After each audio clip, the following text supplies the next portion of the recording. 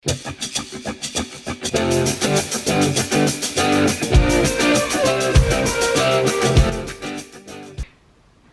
beanies are one of the probably first crochet projects that a lot of people do. I've certainly done beanies on this channel before, but I want to show you a way to do what I call like the perfect fit beanie.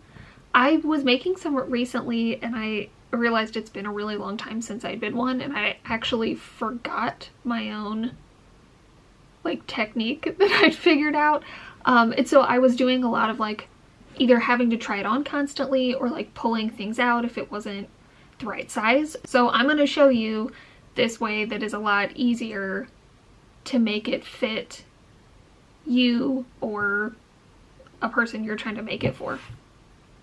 So I've got two different sort of like stash busting options here. If you've seen this channel before, you know that I am a fan of making, it all kind of looks like one color right now, but making my own like rainbow scrap yarn balls that it creates a lot of ends to weave in, and can be kind of tedious, but I find like winding yarn balls kind of therapeutic. I don't know why I explain this every time, but if you don't want to do this, I will also do one that I'll take, you know, bits like this, colors that go together, and just do stripes. That's a way easier way to do it. So before we get to the above angle where I'm showing you how I'm going to do this, let's start with this pink. I'm going to show you how I measure this on my head. So most of the time for a beanie like this would be like a kid's beanie. You usually start at the top and you go around and work your way down, and you have to increase stitches. We are actually going to start from the bottom and then decrease stitches as we go. So I'm just making my loop.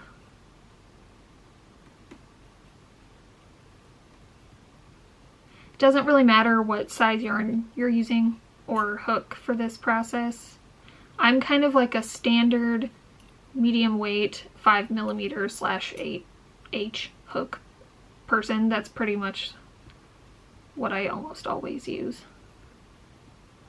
I'm not counting, but that's okay. So you're just gonna make your chain and start holding it up to your head and seeing how it fits. Okay, so I've got like 70 chains here. Trying to remember where I wear my beanies. That is a smidge tight. Obviously it's gonna stretch, but I have it pulled pretty taut, so let's try 75.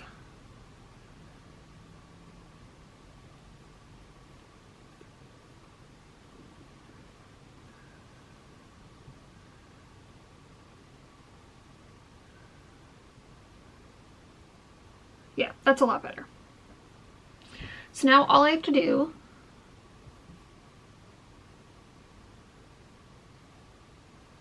is slip stitch these together. Then I can start crocheting. So I'll meet you on the desktop. Okay, so now that I've done my slip stitch, I can choose whatever type of stitch I want. For this, I am going to use single crochets. I like to do single crochets for a beanie just because, sorry, this is in my way and it's distracting me. I like to do single crochets for a beanie just because I feel like that keeps the warmth in pretty much. So I will keep working in the round, just doing my single crochets either until I'm ready to switch colors, which I will show you how to do, or until it starts to reach the top of my head where I'm ready to start decreasing, which I obviously will also show you how to do. If you want it to be a little bit more slouchy, you can create kind of like a longer tube before you start decreasing, or if you want it to be more of just like a cap kind of beanie, you can start decreasing right away when it gets to the crown of your head. So I will work with this for a little bit and I'll meet you back for one or both of those scenarios.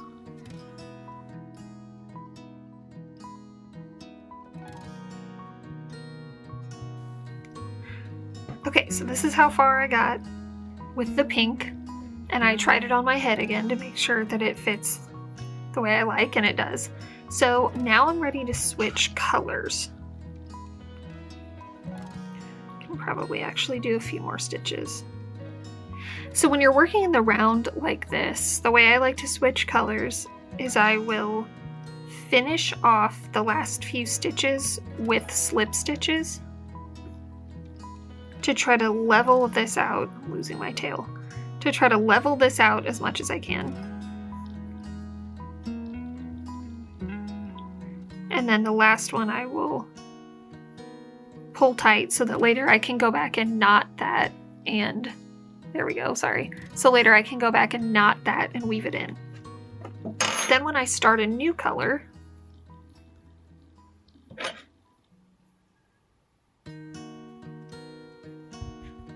make my loop, come back to my last single crochet stitch,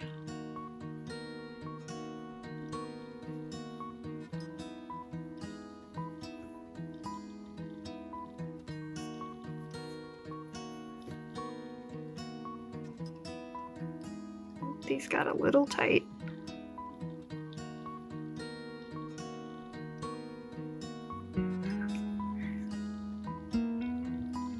Yeah, make sure when you do those slip stitches that you don't tighten your gauge too much.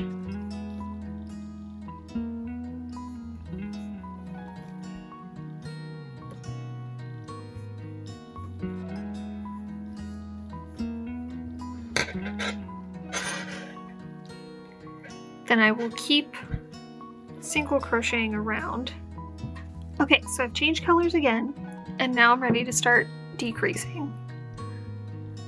That looks very purple on camera, but this is definitely like a light blue. Not that that matters. Okay, so for decreasing, it's really easy, but I'll show you how in case you've never done it before. So instead of doing this regular single crochet, I'm gonna put my hook into the next chain, yarn over and pull through once, then put my hook into this second chain, yarn over, pull through once, and yarn over, pull through all three. Now I've done one single crochet stitch in 2 chains, so that's how I decrease. Now I want this beanie to be a little bit slouchy, so I'm going to decrease pretty slowly at first. I think I'm probably going to start by just decreasing every 5 stitches or so. You can kind of use your judgment as far as how slow or fast you want to decrease, but obviously the more often you decrease, the more it's going to curve in quickly.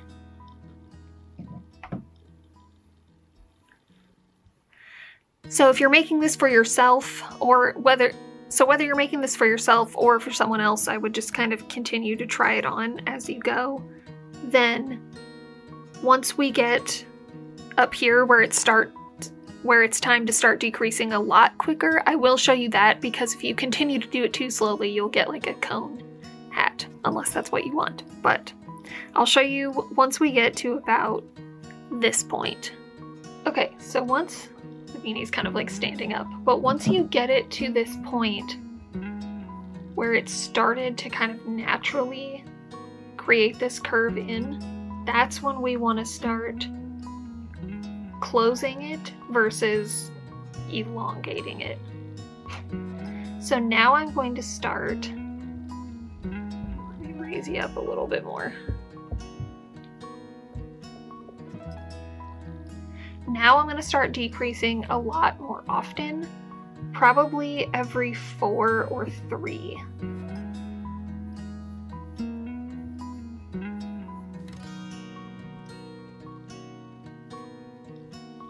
Okay, I've gone around a couple times. It is starting to close faster, so now I will probably bump it down to every 3.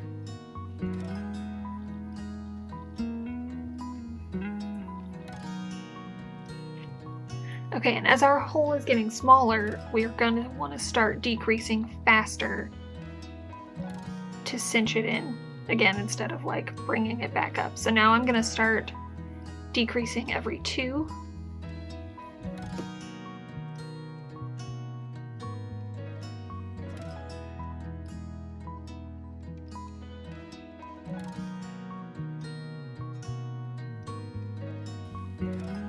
Now, I mean, at this point, it's obviously closing off really quickly. So once we're about here, I will go to every other stitch will be a decrease. And then once the hole gets really small, we'll be decreasing every stitch.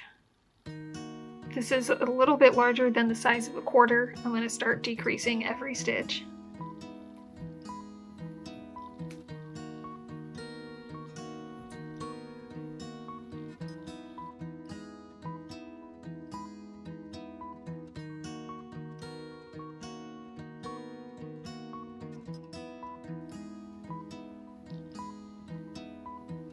Now when all you have left is just this little hole at the top, I actually start slip stitching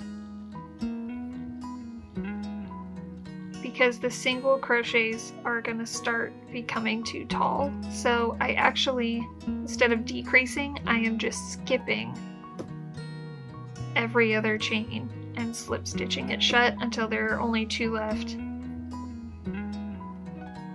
that you slip stitch together.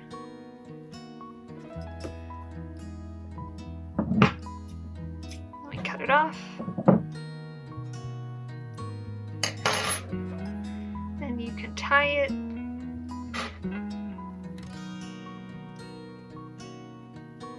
Pull this through and weave it in. And if you want to attach a pom-pom, sometimes I'll use that. I'll make that string really long to help tie it.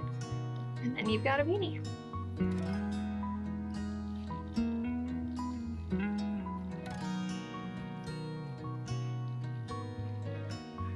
Now I have this beanie that fits my head exactly how I like it. It ended up not being very slouchy, but I should have made this part longer if I was going to do slouchy than the crown, but there we go. And it'll fit me perfectly just how I want every time.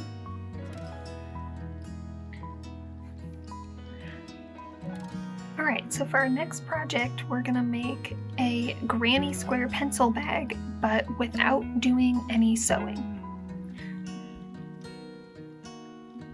So I've got 2 granny squares finished. This is going to be about this size.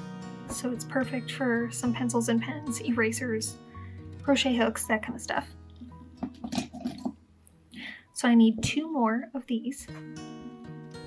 This is the amount of yarn I started with, minus these 2, just to kind of give you an idea of how much you'll need. I don't anticipate using all of both of these, but just so you have a better idea.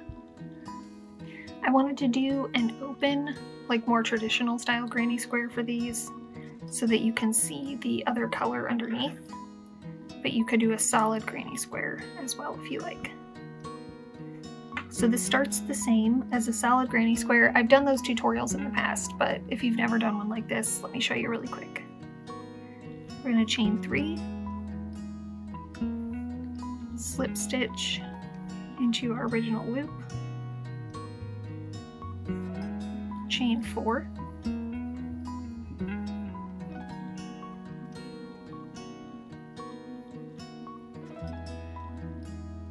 then do a double crochet into the center of that ring,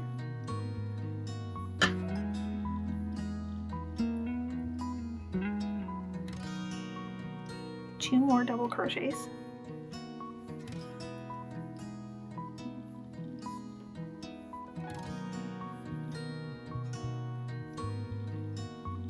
this is one side of our square. I'm going to chain 2 for the first corner, 3 more double crochets,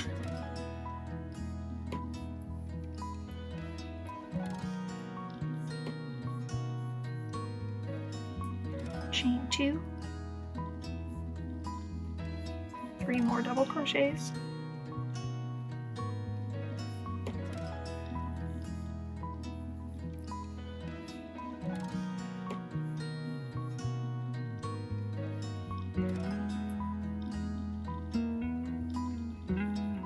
chain 2. Now this first chain 4 that we did, that counts as one of the double crochets for that side, so we only do 2 more. double crochets.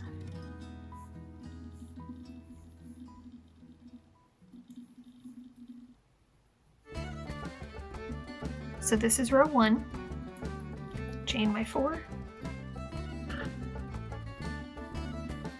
3 double crochets,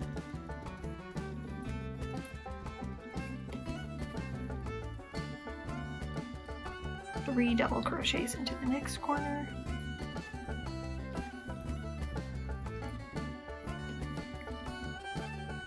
chain 2. Every corner is going to be that pattern with 3 double crochets, chain 2, and then 3 more double crochets all into the same corner.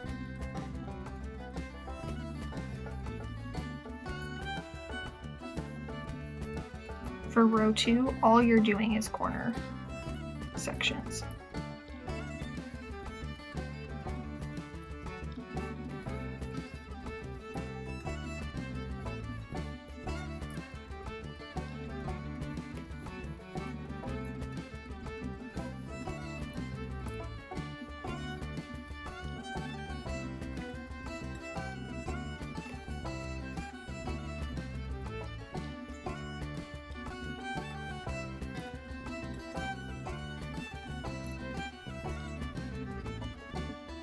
And since we have our chain where we already started, we only need to do 2 double crochets in the last section, slip stitch into the space to join, chain 4 to start the next row. Now the only thing that's different is this time, instead of just jumping from corner to corner, we will also be doing 3 double crochets in the middle gap. So all of your gaps will get a cluster of 3 double crochets, and then your corners have that pattern of 3 double crochets, chain 2, 3 more double crochets. So I'll repeat that until I've gone all the way around, and then do 1 more row. So your finished square will have a total of 1, 2, 3, 4 rows, and you'll need 4 squares total. Okay, so for the interior, these squares end up being 15 stitches across. So you're going to take whatever color you want to be inside and chain 15.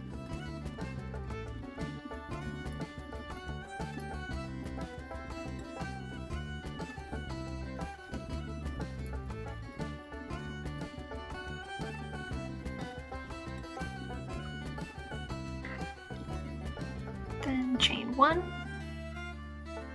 then do a row of single crochets.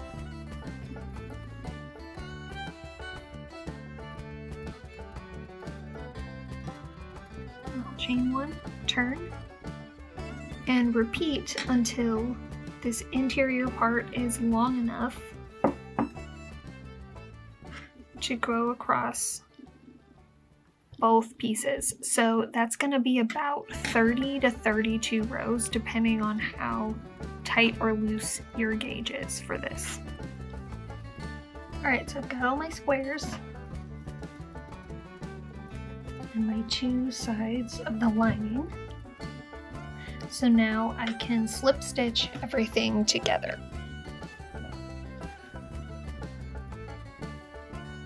So I'll make my loop.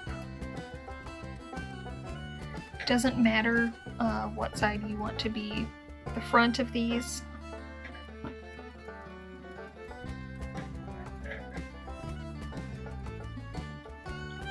Make sure you start,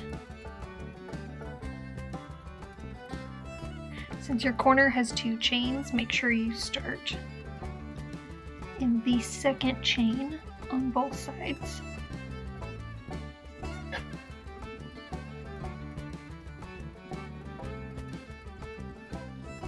And just slip stitch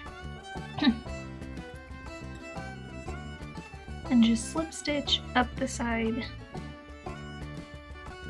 to join.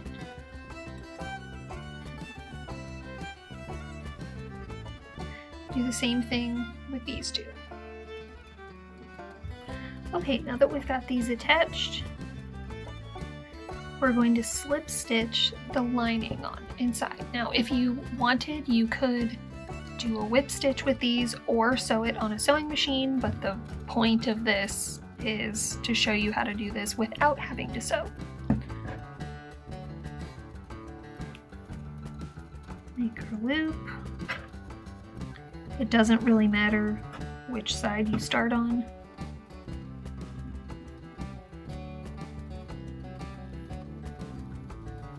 I'm just going to slip stitch this all the way around.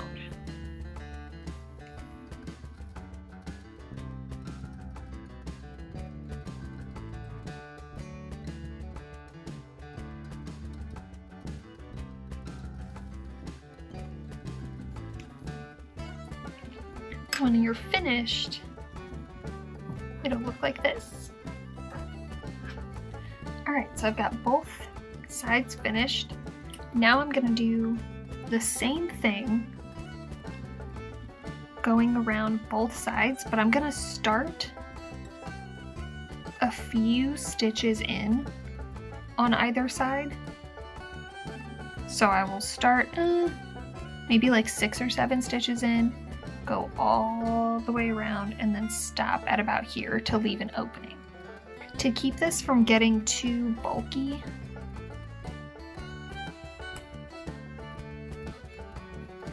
instead of trying to slip stitch through all of this,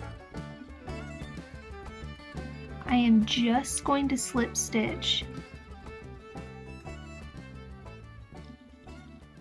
through the top loops.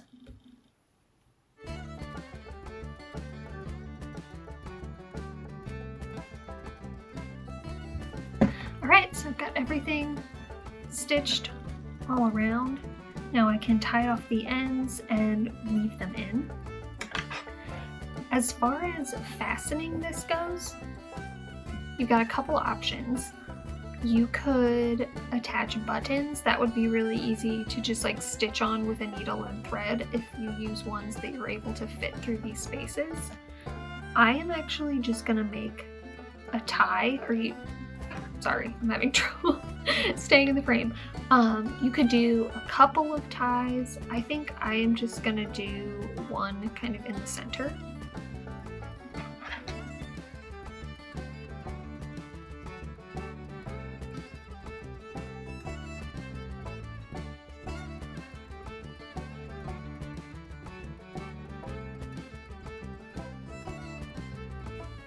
Alright, so I've got it all cleaned up, all my ends woven in.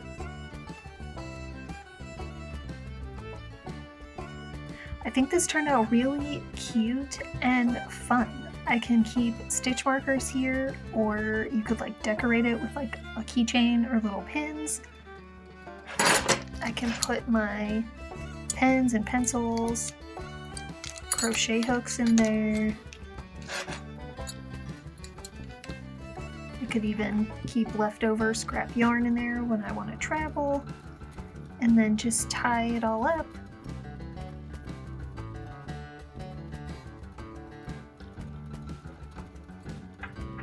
And it's ready to go. Okay, next we're going to make a super easy pair of fingerless gloves or hand/arm warmers. I haven't woven in my ends yet, so this one still looks a little messy. There's a couple variations of this that I'll kind of talk you through as we go, but this is the way that is easiest for me.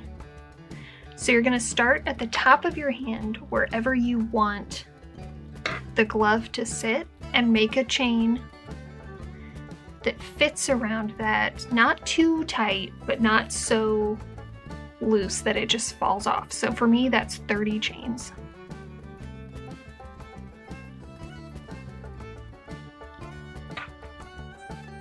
And I'm going to slip stitch them together.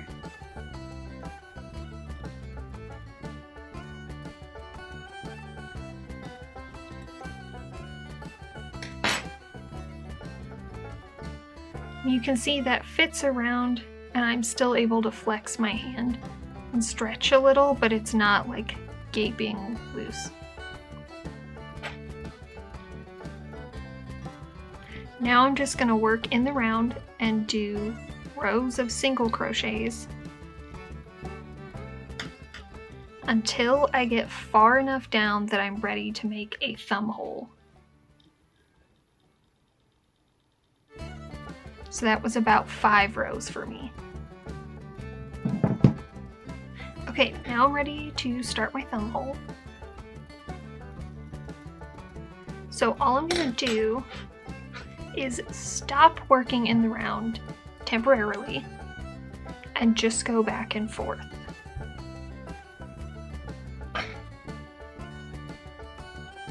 So I will chain 1, turn,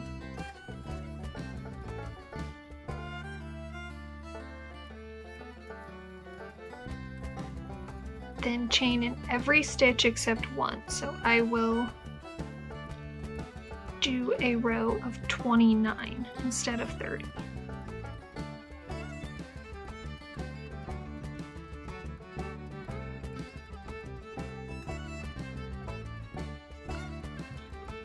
Alright, so I've left 1 stitch open, so now I will chain and turn and go back, and I will keep going back and forth like that until the space for my thumb is big enough, and I'll rejoin again just when I reach the bottom of the thumb. So that's gonna be, if this is row 1, a total of 4 for me, so 3 more rows.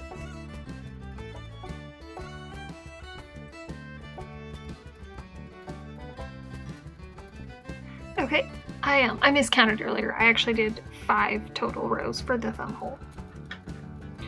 So now that I'm ready to go back to being in the round, I'm going to chain 1 to make up for that stitch that we lost, then slip stitch into the other side. So I will just go back to doing single crochets in the round until the glove reaches about the widest part of my hand where I'm ready to start the cuff.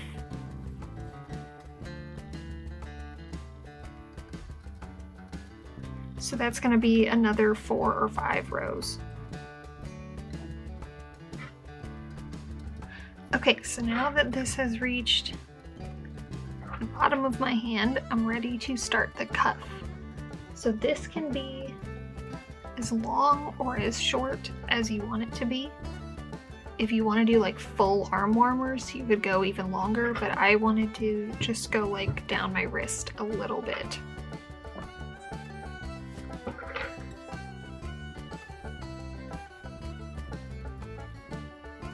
So I did a few slip stitches just to kind of even this out a little bit. Then I chained 10 for the cuff.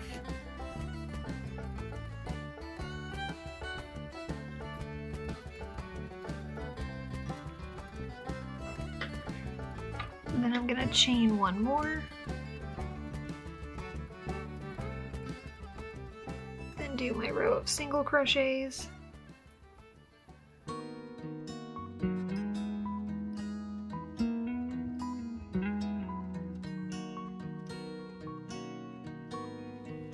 Then I'm gonna slip stitch to join to the next. Chain on the glove, slip stitch again to start a new row. Turn. Then I did back loop stitches to create the ribbing. This is nice because it cinches in along your wrist a little bit better instead of being so baggy.